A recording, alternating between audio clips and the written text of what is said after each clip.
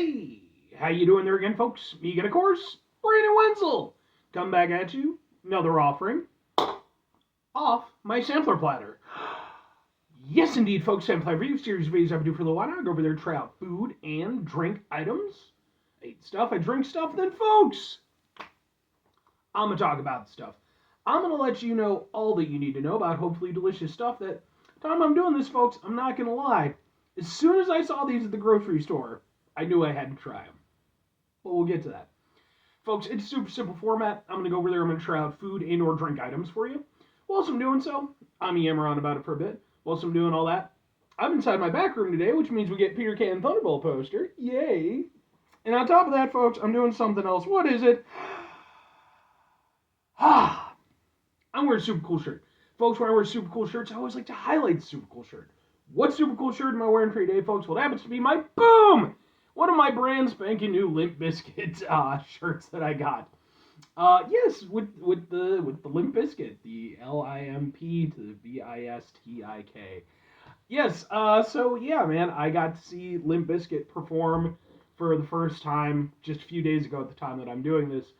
I'd been kind of an on and off again fan when it came to Limp Bizkit. I really enjoyed their stuff when I first got into them.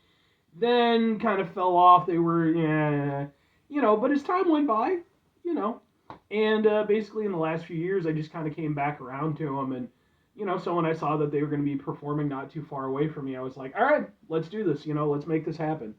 And, I mean, it was a fucking hoot, man. Like, the concert itself was a little bit mid because, like, the supporting artists on the tour, I didn't care about any of them. But they did their thing. I'm sure people enjoyed them. But Limp Bizkit was great. I really enjoyed it. That's why I got the shirt. I also got some videos from the show that I attended. Not only of Limp Bizkit, but also of Corey Feldman, because he was one of the supporting tour members.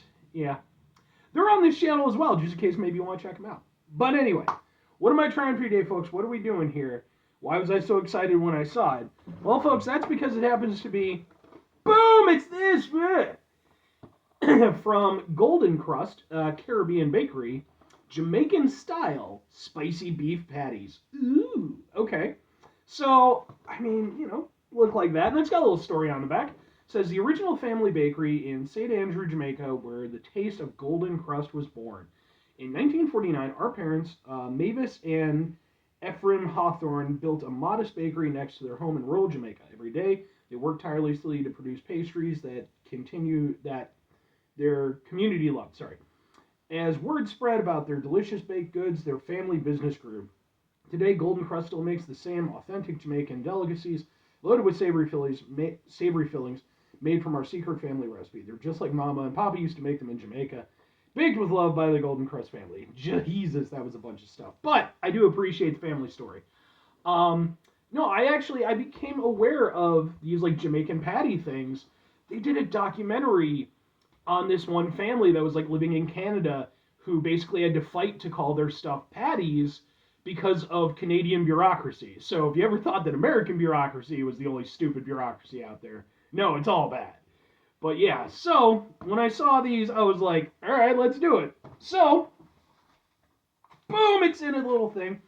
And as for the prep, you just open it up, pop it in for 2 minutes, let it sit.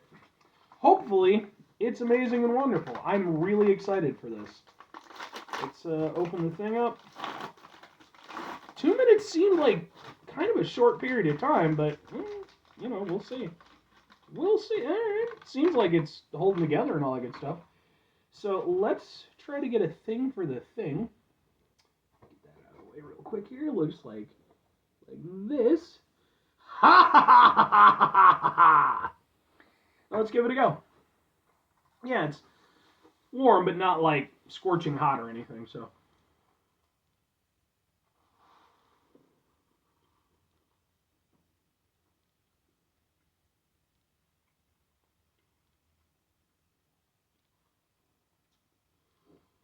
Pastry is very flaky.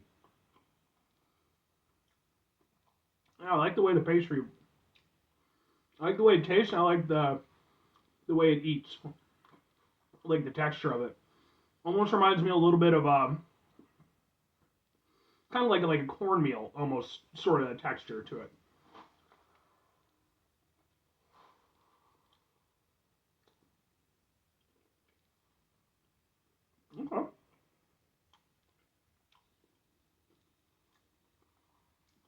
I will say, just as a immediate critique, I can tell why it only takes 2 minutes. You do not get a lot of the beef in there. I mean, it is what it is, and ultimately, you're going over there. Sorry, I'm adorable hamster that just popped her head out. There you go, little girl. Get some treats. But yeah, I mean, it's probably, all things considered, it's probably around a similar level of fillings to, like, say, a Hot Pocket. It's just more spread out because it's more of a flattened thing than Pocket that's, a little bit more bulbous. But it is really tasty.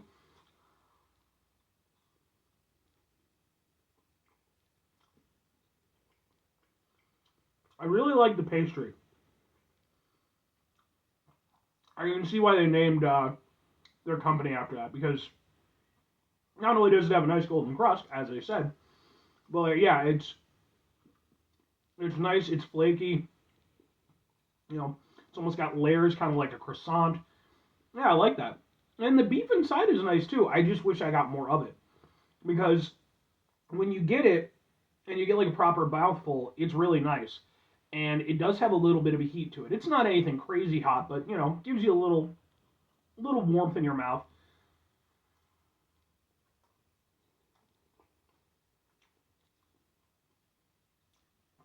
But it's nice. It's very savory. Almost reminds me, and mind you, I'm obviously just comparing to compare to kind of give something for other people to build off of. Reminds me a little bit, almost kind of like a manwich or a sloppy Joe kind of feeling. Sort of that kind of like ground up meat sort of thing. But actually, it's really nice.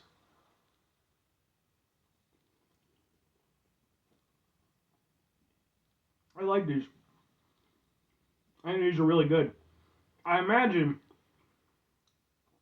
though, that they would be even better, obviously cooked, fresh and prepared right there.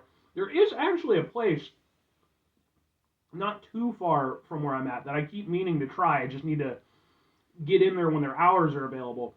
And I think they do cook these. Like, I think these are on their menu, so I'd like to get in there. There was a Jamaican restaurant not too far from me, but sadly they closed before I got to review them or anything. Oh, I did eat there once. It was really good.